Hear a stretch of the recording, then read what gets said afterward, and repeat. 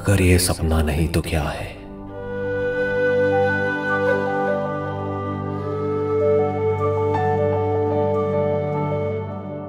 खुद ही मैं खुद को देखता हूं,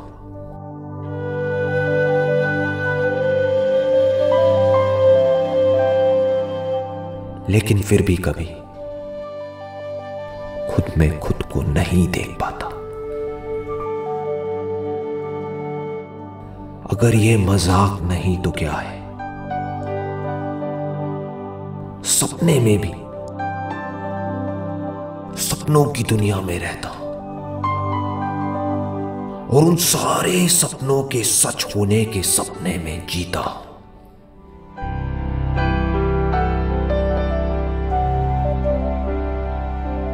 अगर ये सपनों की लहर नहीं तो क्या है?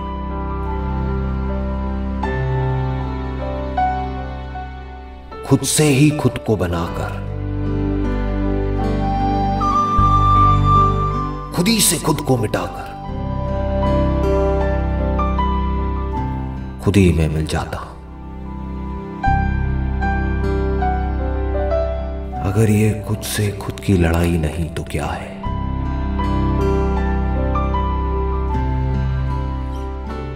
जागना तो चाहता हूं, मगर डर है कि अपना सब कुछ खो दूंगा। अब करूं तो क्या करूं?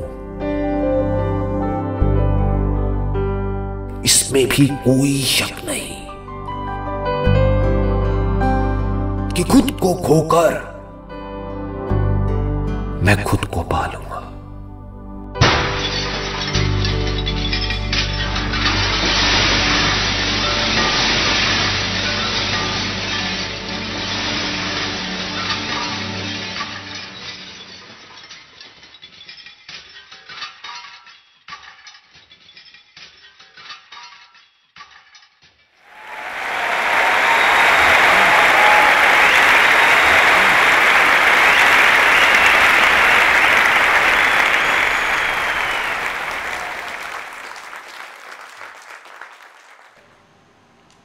कितने लोग हैं यहाँ पर जो पिछले कई सालों से ध्यान कर रहे हैं या इस रास्ते पे चल रहे हैं? बहुत सारे लोग, ऑलमोस्ट सारे। ऐसा कुछ भी नहीं है जो मैं आपको सिखा सकता हूँ या बता सकता हूँ, क्योंकि जब यहाँ पर हम चलते हैं तो हर एक के एक्सपीरियंसेस एक दूसरे से बिल्कुल अलग अलग होते हैं। तो मैं सिर्फ एक काम कर सकता हूँ, या तो मैं आपके जो क्वेश्चंस हैं या जो भी आप मुझसे पूछने वाले हैं उसमें से कुछ सीख सकता हूँ, या फिर अपने एक्सपीरियंसेस आपके साथ में शेयर कर सकता हूँ। और वही आज होगा। मैं अपने एक एक करके अपने जो एक्सपीरियंसेस हैं वो आपके साथ में शेयर करूँगा।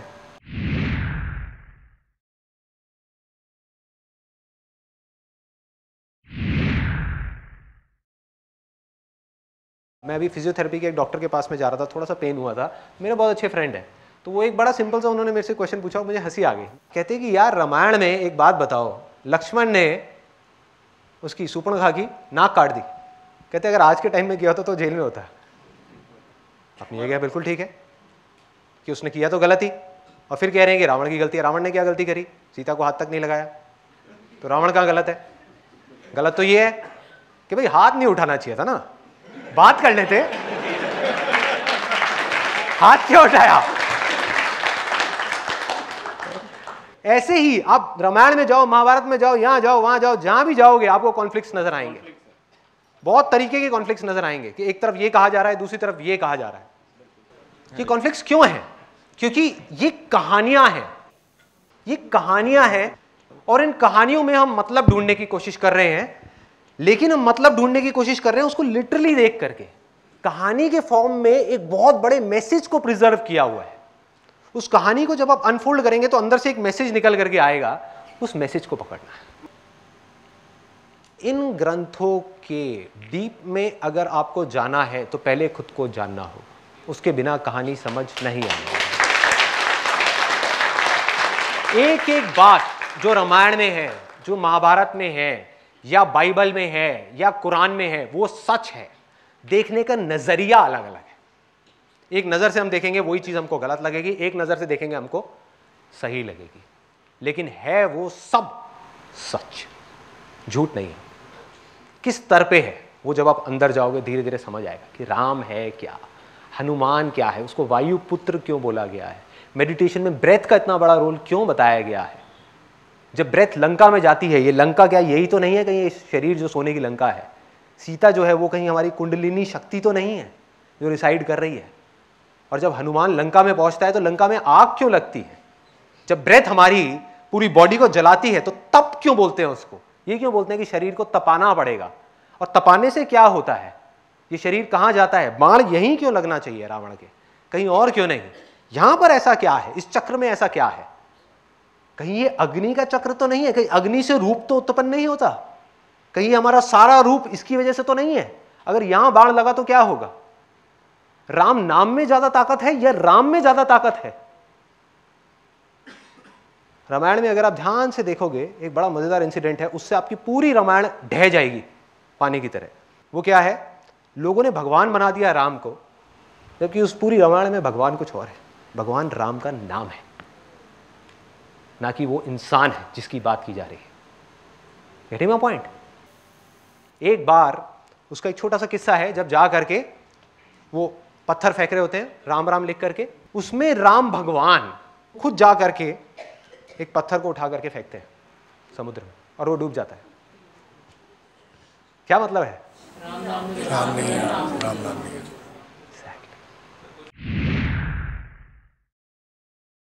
एक गाड़ी जा रही है, वहां पर एक ड्राइवर बैठा हुआ है, एक गाड़ी है, गाड़ी क्या है, आपकी बॉडी है, माइंड जो है वो आपका ड्राइवर है जो उस बॉडी को चला रहा है। आप बैठे हुए हो, आपको झपकी लग गई, नींद आ गई, आप सो गए हो, माइंड क्या कर रहा है, वो जागा हुआ है, वो जहां चाह रहा है वहां लेकर के जा रहा है और बॉडी को इधर उधर ठोक रहा है, धार धार धार धार धार धार धार, और पीछे बैठे बैठे आप बस झटके खा रहे हो, आप परेशान हो। ये हो रहा है, ये खेल है। तो जैसे ही आप जाग जाओगे क्या होगा, ड्राइवर को पता लग जाएगा कि भाई ये तो जाग गया है, आप थोड़ा तरीके से चलाओ गाड़ी। अब आप अगर उसको कहोगे कि तूने ये करना है तो वो ये करेगा, वो करना है तो वो करेगा। उस गाड़ी को जहाँ लेकर के जाना है वहाँ लेकर के जा सकते हो, जो चाहे वो कर सकते हो। ये तो आप कौन हो, जो पीछे बैठे हो, आप मालिक हो। मालिक नौकर बन गया, नौकर मालिक बन गया, ये जड़ है सारी की सारी प्रॉब्लम।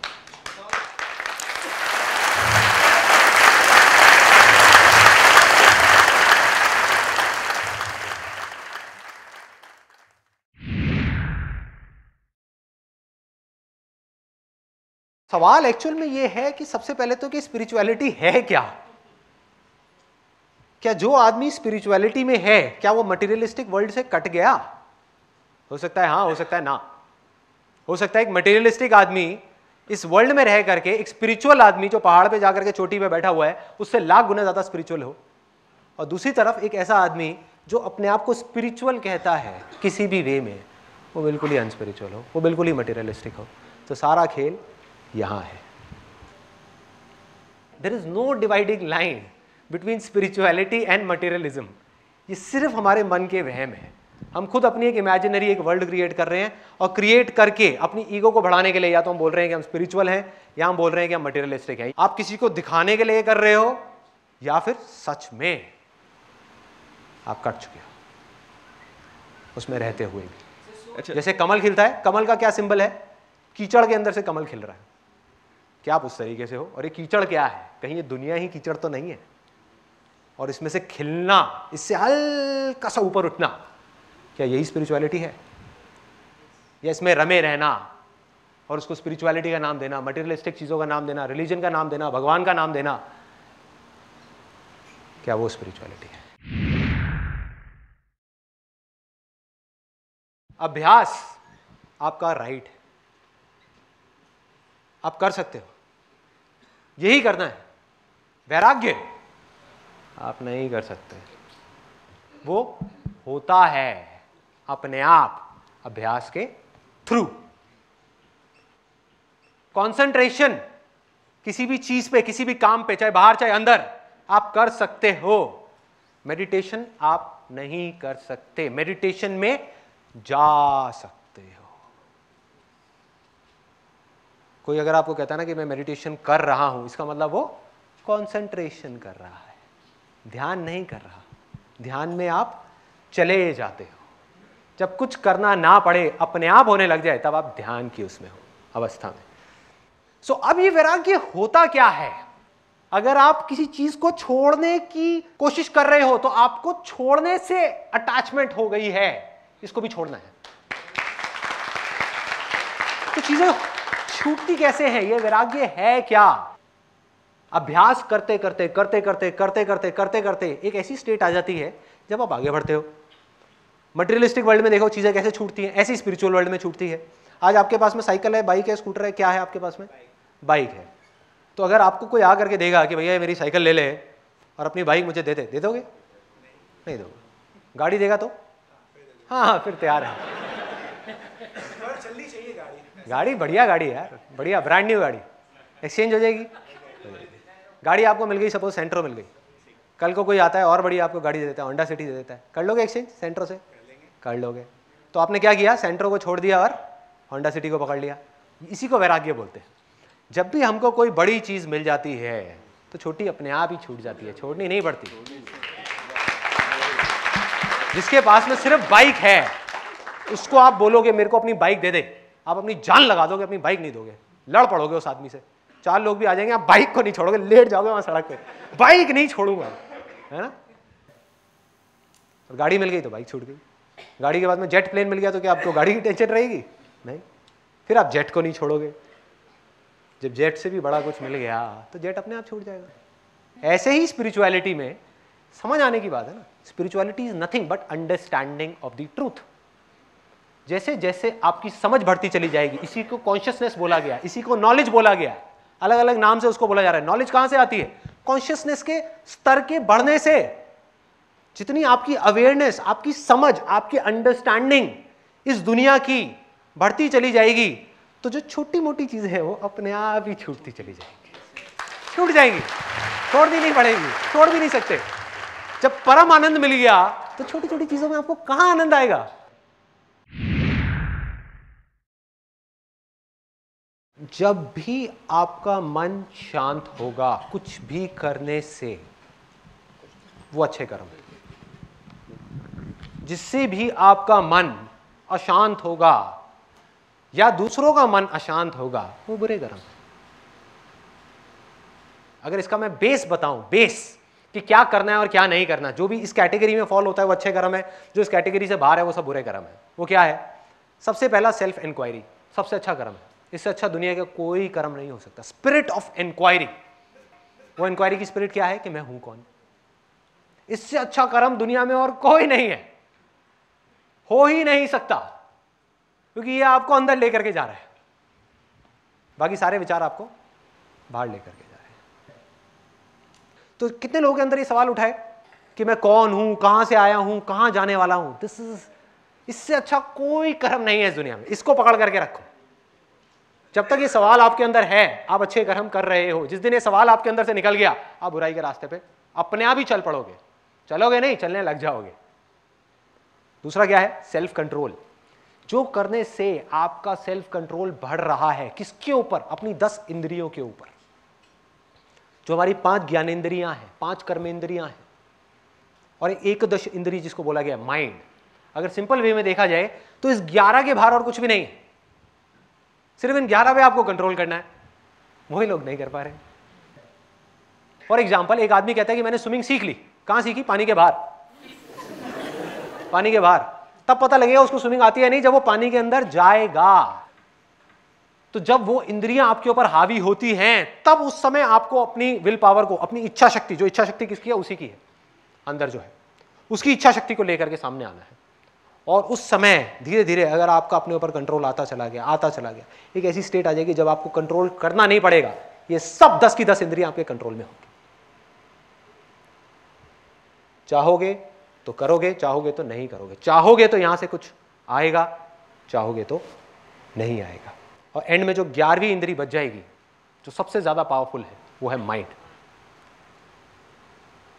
धीरे धीरे जब ये 10 इंद्रियां हटेंगी उसके बाद में जब ये माइंड आएगा आपके सामने निकल करके, विच इज वेरी पावरफुल, बहुत पावरफुल है, क्योंकि आपकी सारी पावर्स इस माइंड के अंदर है, सारी पावर्स। और इसके युद्ध को, इस माइंड के साथ के युद्ध को बोला गया है रामायण और महाभारत। इस युद्ध की बात है। ये कुरुक्षेत्र है ना, ये बॉडी ही कुरुक्षेत्र है। यही सोने की लंका है, इसको जलाना है, इसी के अंदर युद्ध होने हैं, तरह तरह के युद्ध होने हैं। अब उस युद्ध को कैसे लड़ना है, यही अभ्यास है, यही स्पिरिचुअलिटी। और इस युद्ध को लड़ करके कैसे जीतना है। जब आप जीत जाओगे तो धर्म की स्थापना अपने आप हो जाएगी, करनी ही नहीं पड़ेगी, उसी को धर्म बोलते हैं। तब तक, जब तक कि आप नहीं जीतते उस युद्ध को, तब तक सब इमेजिनेशन है, इमेजिनेशन है। अधर्म में हम धर्म की बात करते चले जाएंगे और कहेंगे हम धर्मात्मा है। अरे ना भाई ना। करीबन 1 साल पहले मैं धर्मशाला गया था और वहाँ जा करके एक पहाड़ है जहाँ पर कोई गाड़ी नहीं जा सकती, वहाँ से 20 मिनट पैदल चल के जाना होता है।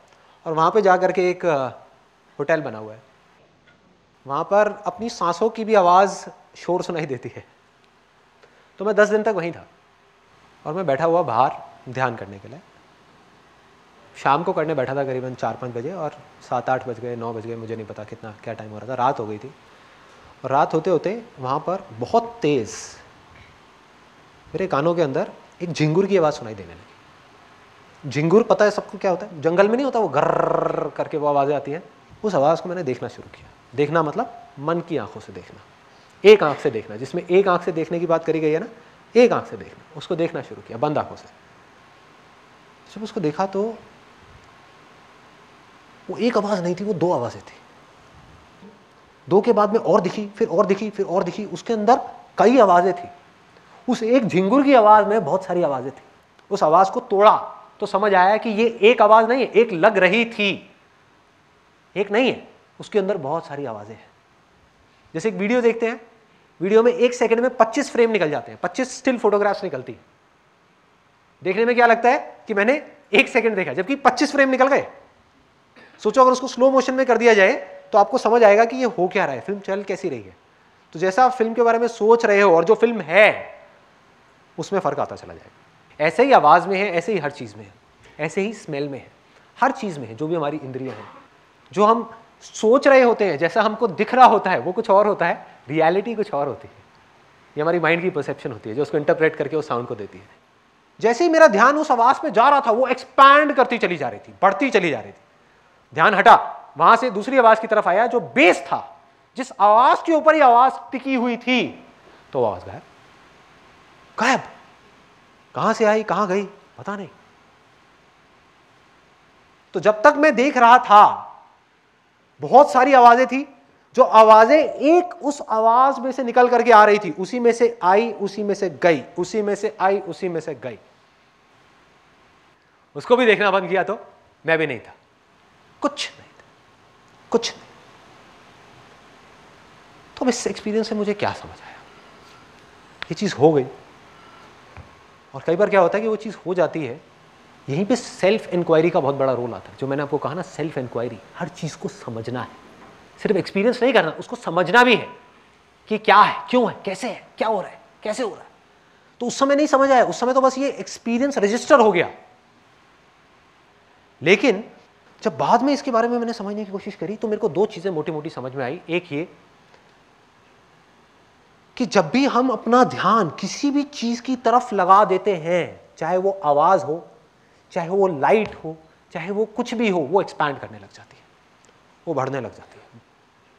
दूसरी चीज जो समझ आई कि वो आवाज थी, मुझे लगता क्या था कि वो आवाज है, इसलिए मैं उस आवाज को सुन रहा हूं। जबकि सच्चाई क्या थी कि मैं सुन रहा था, इसलिए वो आवाज थी।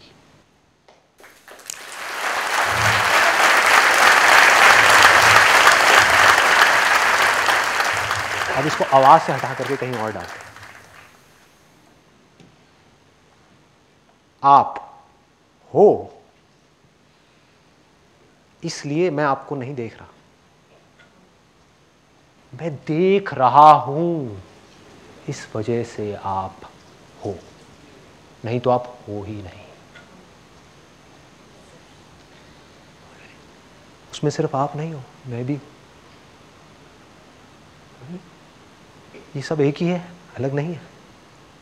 आप भी जो देख रहे हो, चाहे अपने आप को देख रहे हो शीशे में, चाहे इनको देख रहे हो, चाहे मुझे देख रहे हो, मैं हूं नहीं। आप देख रहे हो, इस वजह से मैं आपको दिख रहा हूं। जहां आपने देखना बंद किया, मैं हुई नहीं।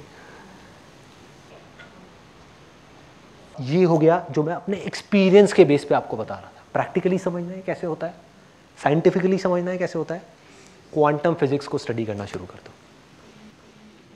क्वांटम फिजिक्स के बारे में किसी ने सुना है?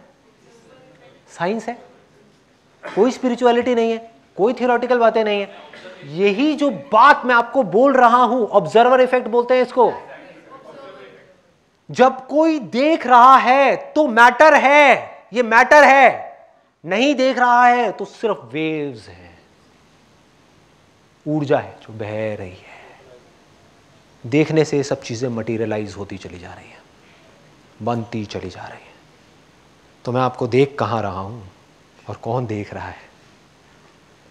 क्या आप सच में हो या मेरी सिर्फ एक इमेजिनेशन हो? इसको मैं एक सिंपल एग्जाम्पल के थ्रू, सिंपल, जिसको कोई छोटे से छोटा बच्चा भी समझ सके और बड़े से बड़ा आदमी भी समझ सके, किसी भी स्टेट में हो वो मेडिटेशन में, बिगिनर लेवल पे है या बहुत एडवांस लेवल पे है, वो समझ जाएगा, कोई भी समझ सकता है। इसके लिए मुझे एक वॉलंटियर चाहिए जो यहां पर आना चाहे। एनीबडी, आप आंखें बंद कर लीजिए। अब ना जो मैं कहूंगा उसको आपको इमेजिन करते चले जाना है। अब जो मैंने अभी आपको कहा है ना, उसका लाइव आप एक एग्जाम्पल देखने वाले हैं, लाइव एग्जाम्पल अपने सामने कि बेसिकली क्या होता है, क्या क्या खेल है ये माया है क्या, कर्म क्या है, धर्म क्या है, मोक्ष क्या है, मुक्ति क्या है, जन्म क्या है, मरण क्या है, लाइफ क्या है, डेथ क्या है, आफ्टर डेथ क्या है, बिफोर लाइफ क्या है, वो सब कुछ है इसके अंदर। अगले 10 मिनट के अंदर अंदर सब क्लियर होता चला जाए। अब ये मत समझना मैं इनको हवा में उड़ाने वाला हूँ। जादू नहीं है भाई। आप में से कितने लोग सपने देखते हैं रात को सोते समय? सब देखते हैं। जब आप सपना देख रहे होते हैं तो सपना सच लग रहा होता है या झूठ लग रहा होता है? सच लग रहा होता है। सपने कैसे आते हैं ये देखना है अपने को। कोई ना कोई अंदर डिजायर होता है तभी सपना आ रहा है। बहुत बार आप देखेंगे जो सपना है वो हमारे किसी ना किसी डिजायर से रिलेटेड ही आता है। जो आप रियलिटी में नहीं कर पा रहे हो उसको सपने में करने की कोशिश कर रहे हो। होता है ऐसा? सबके साथ होता है। कई बार एब्स्ट्रैक्ट सा कोई सपना आता है, इसका मतलब वो डिजायर तो है लेकिन आपको पता ही नहीं है कि आपके कितनी गहराई में जाकर के वो डिजायर है जिसकी वजह से वो सपना आ रहा है। बिना कामना के सपना नहीं आ सकता। अब ये सपने में है और इन्होंने क्या किया, अपने माइंड में ही इमेजिनेशन बना ली कि मैं एक लड़का हूं और बिल्कुल वैसा ही जैसा कि ये बनना चाहती है, जिसकी बॉडी बहुत स्ट्रांग है, बिल्कुल एब्स वैब्स ये वो और बिल्कुल फिट, फिजिकली फिट, और एक बोट के ऊपर समुद्र के बीच में जा रही हूं मैं, ऐसे खड़ी हुई हूं और हवा चल रही है सामने से। इतनी देर में इनकी नजर पड़ी एक मछली के ऊपर। एक मछली, बड़ी सुंदर सी मछली, गोल्डन कलर की, वो मछली जा रही है। जबकि क्या वो इनसे अलग है? वो मछली क्या है? वो भी तो इन्हीं की इमेजिनेशन है। अब इसको ध्यान से समझना, एक एक करके लेयर्स आती चली जाएंगी, लेयर्स खुलती चली जाएंगी। सिंपल है लेकिन बहुत डीप है। अब वहां से क्या हुआ कि जैसे ही मछली को देखा तो मछली को देख करके ख्याल आना जायज है, यार इंसान होने की बजाय, ये लड़का होने की बजाय अगर मैं मछली होता तो समुद्र के नीचे की दुनिया जा करके देखता, बिना कोई मास्क लगाए, बिना कुछ करे। ये भी एक दुनिया है, मजा आ जाता। कामना उठ गई, डिजायर उठ गया। Desire is the root cause of existence. यही कर्म है। जहां डिजायर उठा कर्म हुआ। अब जैसे ये डिजायर उठा, इमीडिएटली उसी मछली के अंदर पेट में ये पहुंच गई। और सपने में टाइम और स्पेस नाम की कोई चीज नहीं है। जो हमारी रियल लाइफ में चीजें 50 साल में होती हैं वो सपने में 50 सेकंड में हो जाती है। तो क्या हुआ, इमीडिएटली इनके अंदर वो आया, उसके अंदर पेट में वो पहुंची और वहां से वो निकली और फटाफट से बड़ी हुई और तैर रही है। अब ये क्या बन गई? मछली। अब उस लड़के को भूल गई। अब ये मछली है और मछली की दुनिया देख रही है। मछली की नजर से दुनिया को देख रही है, चाहे उस लड़के को देख रही है, चाहे समुद्र के अंदर देख रही है, चाहे यहां, चाहे वहां, चाहे यहां, वहां, वहां, वहां। अब इनके अंदर डिजायर उठा। मछली है, गोल्डन कलर की, बड़ी सी, अच्छी सी, सुंदर सी मछली जा रही है, जा रही है, जा रही है, जा रही है। एकदम से इनकी नजर पड़ी कि यहां पर एक और मछली है जिसके साथ में उसके 2 छोटे छोटे बच्चे हैं। और उसने कहा कि यार काश मेरे भी 2 बच्चे होते। बड़ा सिंपल सा डिजायर है, उठेगा ये? अगर सपने की आप गहराई में जाओगे, ऐसे तो सपने बनते हैं, बस ये है कि हम उसको देखते नहीं हैं, हमें पता नहीं लग रहा होता कैसे बन रहे हैं। मैं आपको चेन बता रहा हूं कि कैसे बनते हैं, कैसे बनते हैं।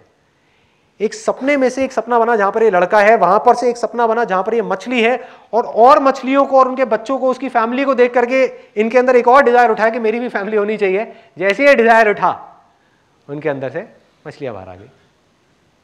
अब ये भी 2 मछलियों के साथ में तैर रही है, और क्या बोला इन्होंने कि ये दोनों मछलियां, ये जो दोनों हैं, ये मेरी है, बाकी कोई मेरा नहीं है।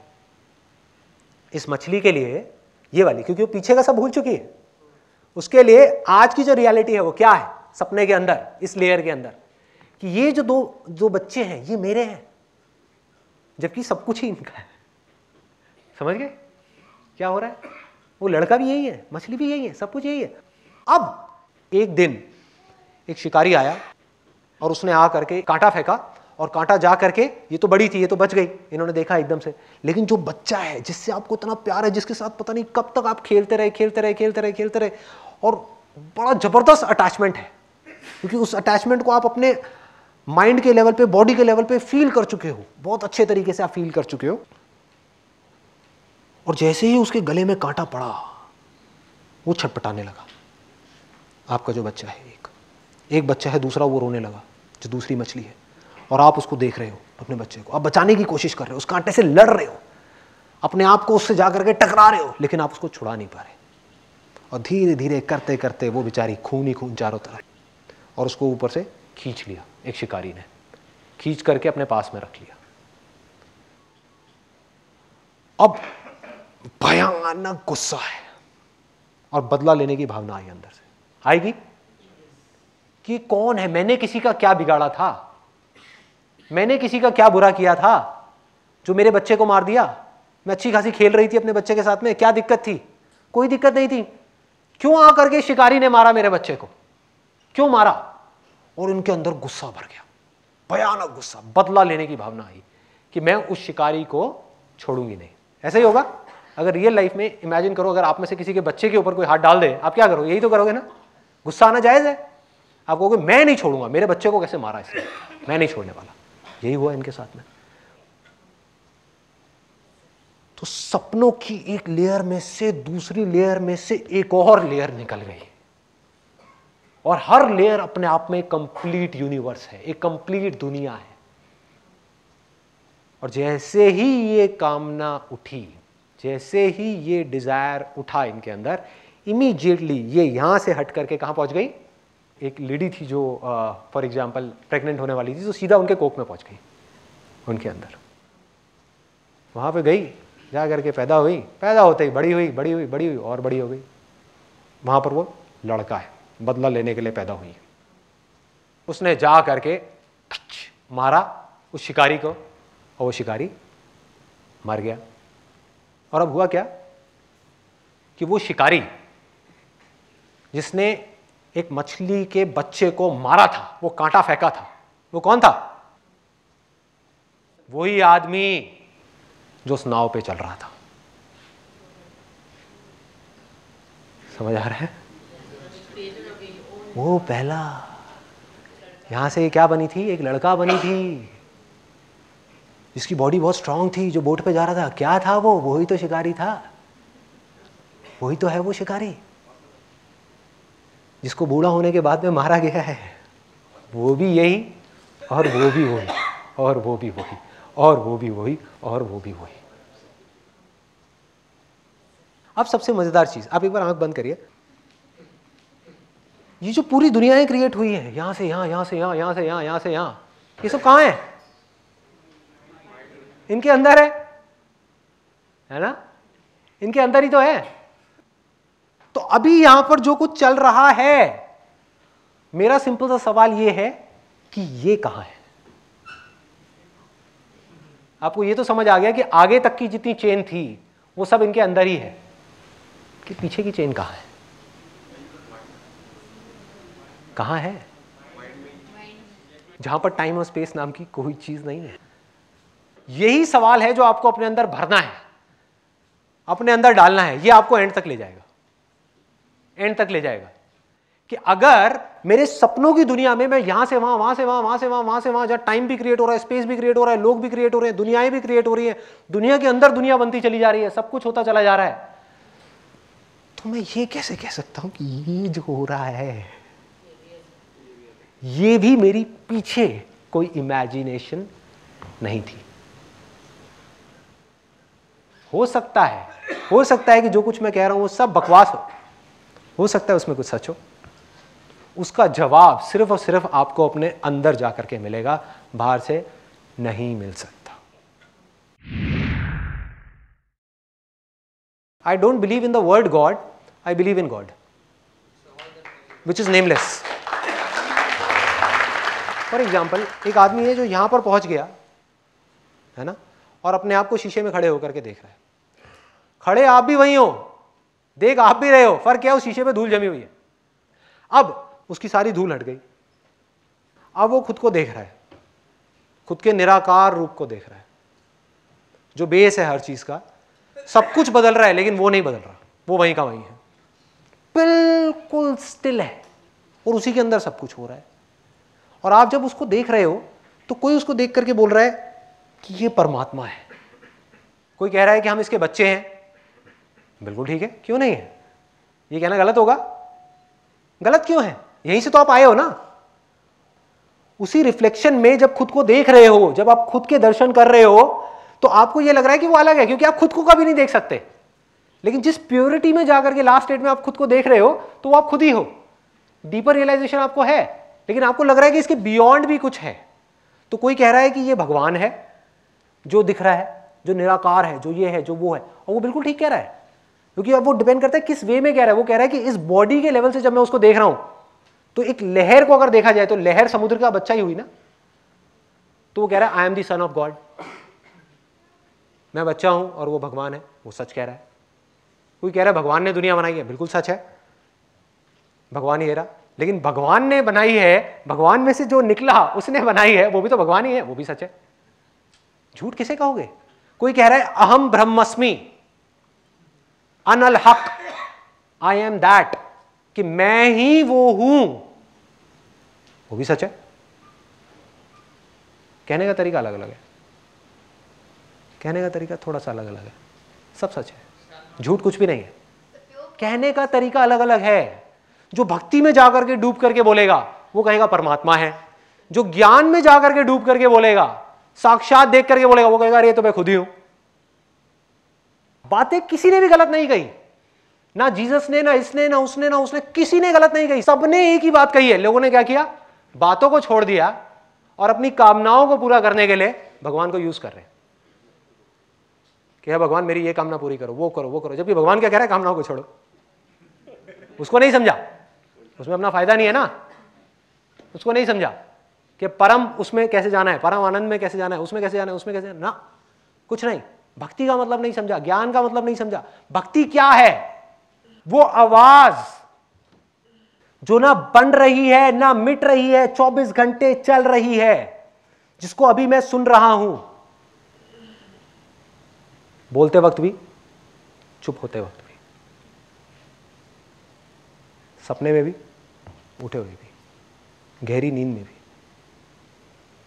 इस आवाज का सिमरन करना, इस साउंडलेस साउंड का सिमरन करना, इसको पकड़ना ही अभ्यास है, इसको पकड़ना ही भक्ति है, इसको जानना ही ज्ञान है, और इसकी तरफ बढ़ना ही कर्म है, और कुछ नहीं है। इसके बाहर और कुछ नहीं है। लोग नाम अलग अलग दे रहे हैं, अलग अलग नामों में उलझ गए हैं, और वो ये नहीं समझ पा रहे। अब इस चीज को वो एक्सेप्ट नहीं कर सकते, इस चीज को आपका माइंड एक्सेप्ट नहीं कर सकता, क्योंकि जैसे ही माइंड ने आपके इस बात को पूरी तरीके से एक्सेप्ट कर लिया तो 2 दिन नहीं लगेंगे, अगले ही सेकंड में आप यहां से निकल करके फिर वहां पहुंच जाओगे। कोई मेडिटेशन की जरूरत नहीं है, कुछ नहीं है। लेकिन वो एक्सेप्ट कैसे करे? उसने एक्सेप्ट कर लिया तो माइंड का ही एग्जिस्टेंस खत्म। तो वो कैसे एक्सेप्ट कर लेगा? वो तो कर ही नहीं सकता। माइंड को कुछ ऐसा दिखाना पड़ेगा जहां पर जा करके माइंड भी अपने घुटने टेक दे, और फिर उसके अंदर से आवाज आए कि ये ही प्रभु है, ये ही भगवान है। मैं क्या करूं भैया, मैं अपने हथियार डाल दिए, अब आगे और कुछ नहीं है। तो माइंड सरेंडर कर देगा, इंद्रियां सरेंडर कर देंगी, आप सरेंडर कर दोगे। जब सरेंडर कर दोगे तो एंड में देखोगे सिर्फ आप ही रह जाओगे।